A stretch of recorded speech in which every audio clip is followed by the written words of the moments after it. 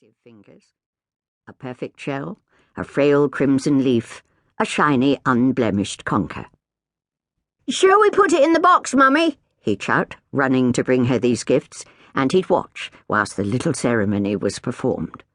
The box lifted from its shelf, the key produced and inserted into the gold lock, and the lid opened. Eagerly, he'd bend to look in, to see the familiar contents.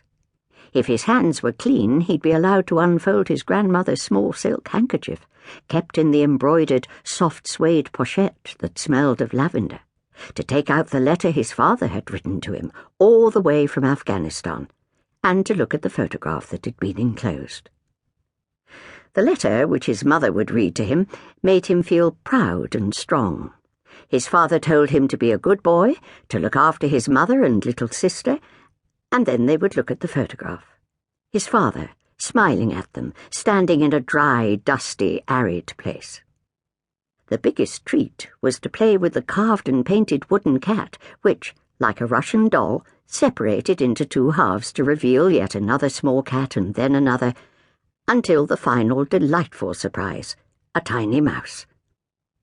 Each cat had a wickedly mischievous expression, and even the mouse appeared to be content with his lot, his painted whiskers curling jauntily, one eye closed in a wink.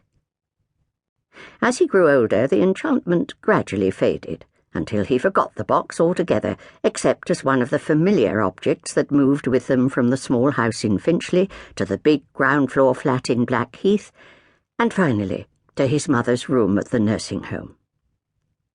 Now the box and its contents were his, the packet of photographs probably collected together and added very recently. Matt sighed and pushed the box and photographs away. It was odd, and perhaps would be hurtful to her, that there were none of Imogen. But she needn't know.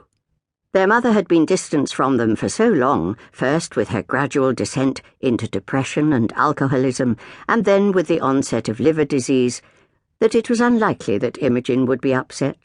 They were both too used to their mother's mercurial moods and irrational behaviour to attach much emotional importance to her actions. Even so, he wouldn't tell Im. Matt took the packet out of the box again and flipped through the photographs. There was something odd about them, but he couldn't quite decide what it was, and he was too restless and preoccupied to study them more closely.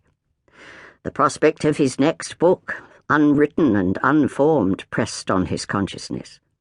Each new promising idea proved dull, each putative plot stale, and Im's phone call had unsettled him. "We're having such a great time," she'd said. "I can't believe we're living down here on Exmoor at last, even if it is in a holiday let and we still don't know where we'll go at Easter."